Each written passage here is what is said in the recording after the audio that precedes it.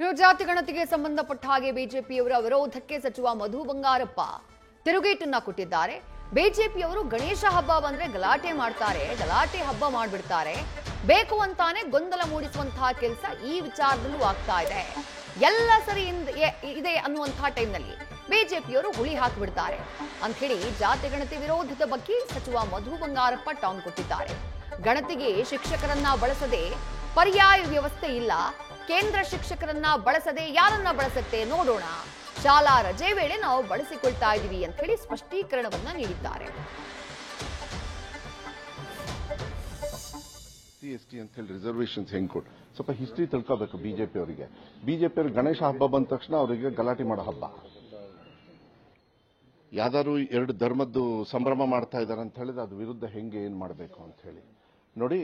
ಇಂಥ ವಿಚಾರಕ್ಕೆ ಏನಾದರೂ ತಪ್ಪಾದ್ರೆ ಅದು ಹಿಂದೂ ಇರ್ಬೋದು, ಮುಸ್ಲಿಂ ಇರ್ಬೋದು, ಮತ್ತೆ ಕ್ರಿಶ್ಚಿಯನ್ಸ್ ಇರ್ಬೋದು, ನಮ್ಮ ದೇಶದಲ್ಲಿ ಎಲ್ಲರಿಗೂ ಒಂದು ಸಂವಿಧಾನ ಮತ್ತೆ ಕಾನೂನಿದೆ.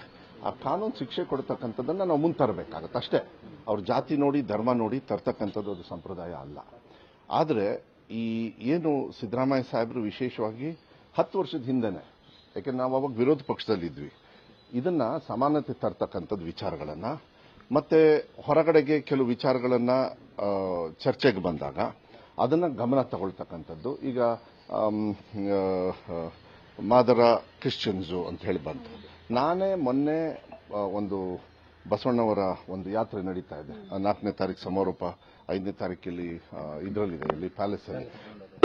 ಅಲ್ಲಿ ಎಲ್ಲಾ ಸ್ವಾಮೀಜಿಗಳು ಇದ್ರು, ಬಹಳ ಜನರಿದ್ರು. ಅವ್ರ ಎದುರುಗಡೆನೆ ನನಗೆ ಚಿತ್ರದುರ್ಗ ಸ್ವಾಮೀಜಿ ಅವರು ಹೇಳಿದ್ರು, ಮಧುವರೇ ದಯವಿಟ್ಟು ನೀವು ಕೂಡ ಮಂತ್ರಿ ಆಗಿದ್ದೀರಿ, ನೀವು ಕೂಡ ಮಾತಾಡ್ತಕ್ಕಂಥ ಹಕ್ಕಿದೆ, ದಯವಿಟ್ಟು ನಾಳೆ ಮಂತ್ರಿಮಂಡಲದಲ್ಲಿ ಅಲ್ಲ ಮಾನ್ಯ ಮುಖ್ಯಮಂತ್ರಿಗಳಿಗೆ ಮನವಿ ಮಾಡಿ ಈ ಕ್ರಿಶ್ಚಿಯನ್ ಅಂತ ಪದನ ತೆಗಿಬೇಕು ಅಂತ. ನನಗೂ ಅದು ಸರಿ ಅನಿಸ್ತು. ಅದಾದ್ಮೇಲೆ ನಾ ಕ್ಯಾಬಿನೆಟ್ ಅಲ್ಲಿ ನಾನು ಕೂಡ ಬೇರೆಯವರೆಲ್ಲರೂ ಮಾತಾಡ್ದಂಗೆ ನಾನು ಕೂಡ ಹೇಳಿದವನ್ನೇ, ಜಾತಿನೇ ಒಂದು ಧರ್ಮಕ್ಕೆ ಒಂದು ಧರ್ಮದಲ್ಲಿ ಉಪಜಾತಿಗಳಿರ್ತಾವೆ. ಒಂದು ಜಾತಿನ ಹೋಗಿ ಬೇರೆ ಧರ್ಮಕ್ಕೆ ತರ್ತಕ್ಕಂಥದ್ದು ಎಲ್ಲೋ ಒಂದು ರೀತಿಯಲ್ಲಿ ಕನ್ಫ್ಯೂಷನ್ ಆಗ್ತಾ ಇದೆ. ಅದು ಜನರಲ್ಲಿ ಚರ್ಚೆನೂ ಕೂಡ ಬಂದಿದೆ. ಇದು ಅರ್ಥಪೂರ್ಣವಾಗಿರ್ತಕ್ಕಂಥ ಚರ್ಚೆ. ಅದಕ್ಕೋಸ್ಕರ ನೀವು ದಯವಿಟ್ಟು ಇದನ್ನು ಚರ್ಚೆ ಮಾಡಬೇಕು ಅಂದಾಗ ಮೊನ್ನೆ ಪಾಪ ಶಿವರಾಜ್ ತಂಗಡಗಿರಿ ಇವರನ್ನು ಅಷ್ಟು ಆ ಕಡೆಯಿಂದ ಈ ಕಡೆ ಕೂರಿಸಿ ಅವ್ರು ಹೇಳಿದ್ರು ಹಿಂಗಿದೆ ಅಂತ. ಇಲ್ಲ ಸರ್, ಇದು ಜನರೇ ಆಯ್ಕೆ ಮಾಡಿಬಿಟ್ಟಿದ್ದಾರೆ, ಜನರೇ ಕೊಟ್ಟಿರೋದು.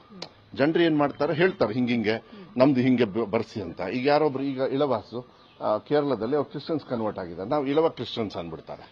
ಸೊ ಅದು ಸಂಬಂಧನೇ ಬರಲ್ಲ. ಇಳವಾಸು ಕ್ರಿಶ್ಚಿಯನ್ಸ್ ಕನ್ವರ್ಟ್ ಆದೋ ಕ್ರಿಶ್ಚಿಯನ್ಸ್ ಆಗ್ತಾರೆ.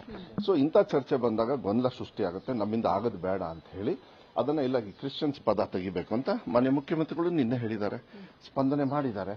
ಬಟ್ ಬಿಜೆಪಿ ಅವರು ಹೇಳಿರೋದೆಲ್ಲ ಸತ್ಯ, ಚಾನ್ಸೇ ಇಲ್ಲ ಅವರ ಅಪನಾಣೆಗಳು. ಟೀಚರ್ಸ್ನ ಬಳಕೆ ಮಾಡಬೇಡಿ. But there is no other system ನಮ್ದ್ರಲ್ಲಿ. ನಮಗೆ ಬೇರೆ ನಿಮಗೆ ಕ್ಲಾರಿಟಿ ಬರಬೇಕಂದ್ರೆ ಇನ್ಯಾವುದಾದ್ರು ಸಿಸ್ಟಮ್ ಇದ್ರೆ ದೆನ್ ಮಾನ್ಯ ಮುಖ್ಯಮಂತ್ರಿಗಳಿದ್ರು, ಇಲ್ಲ ಮಧು ಹಿಂಗೆ ಆಗುತ್ತೆ, ಸ್ವಲ್ಪ ತೊಂದರೆ ಆಗುತ್ತೆ, ಟೀಚರ್ಸ್ನ ಹಾಲಿಡೇಲಿ ಬಳಕೆ ಮಾಡ್ಕೊಳ್ಳೋಣ, ಅವ್ರಿಗೇನು ಅವ್ರಿಗೆ ಹೆಚ್ಚುವರಿ ಹಣವನ್ನ ವ್ಯವಸ್ಥೆ ಕೊಡಬೇಕು, ಅದು ಗೌರವಧನ ಕೊಡಬೇಕು, ಅದನ್ನ ಕೊಟ್ಬಿಟ್ಟು ಮಾಡೋದು. ಈಗ ಆಯ್ತು, ಬಿಜೆಪಿಯವರು ಜಾತಿ ಗಣತೆ ಅಂತೇಳಿ ಸುಳ್ಳು ಹೇಳ್ತಾ ಇದಾರಲ್ಲ, ಯಾಕೆ ಅವರಿಗೆ ಸಮಾಜದಲ್ಲಿ ಸಮಾನತೆ ತರ್ತಕ್ಕಂಥ ಪರಿಜ್ಞಾನ ಇಲ್ಲ ಬಿಜೆಪಿಯವರಿಗೆ? ಇವ್ರು ಎಷ್ಟು ಅಂತ ಹೇಳಿದ್ರೆ ಟ್ರಂಪ್ನ ಹೋಗಿ ಶೇಕ್ ಹ್ಯಾಂಡ್ ಹೊಡಿತಾರೆ, ಅವನು ಉಲ್ಟಾ ಹೊಡೆದ ತಕ್ಷಣ ಇಲ್ಲಿ ಚೈನಾ ಹೋಗ್ತಾರೆ, ಚೈನಾದಿಂದ ನಾವು ಟಿಕ್ ಟಾಕ್ ಅದು ಇದು ಬ್ಯಾನ್ ಮಾಡ್ತೀವಿ ಅಂತ ಹೇಳಿ ಏನು ಹೋಗಿ ಅವ್ರದ್ದು ಏನು ಅವ್ರ ಹಾವಭಾವ ನೀವು ನೋಡಿದಿರಲ್ಲ. ಮಾಡಬಾರ್ದು ಅಂತ ಹೇಳಲ್ಲ. ನಮ್ಮ ಪ್ರಧಾನ ಮಂತ್ರಿ ತಪ್ಪು ಮಾಡಿದಾಗ ಪ್ರಶ್ನೆ ಮಾಡೋದಕ್ಕೆ ಎಲ್ಲ ಪ್ರಜೆಗಳಿಗೂ ಇದೆ. ಅದು ಬಿಜೆಪಿಯವರು ಮಾಡಿದಾರ? ಅದಕ್ಕೆ ಹೇಳೋದು, ಬಿಜೆಪಿಯವರ ಚಿಂತನೆ ಖಂಡನೆ, ಅವರ ಸಿಸ್ಟಮ್ ಏನಿದೆಯಲ್ಲ ಕಟ್ಟುವಾಗಿ ನಾವು ಖಂಡನೆ ಮಾಡಬೇಕು, ದ್ವೇಷ ಮಾಡಬೇಕು, ಅದನ್ನ ತಳಮಟ್ಟಕ್ಕೆ ತಗೊಂಡು ಹೋಗಬೇಕಾಗತ್ತೆ. ಅದನ್ನ ನಾನು ಮಾಡ್ತೀನಿ. ನ್ಯೂಸ್ ಫಸ್ಟ್ ನಿರ್ಭೀತಿಯಿಂದ ನಿಮ್ಮ ಪರವಾಗಿ.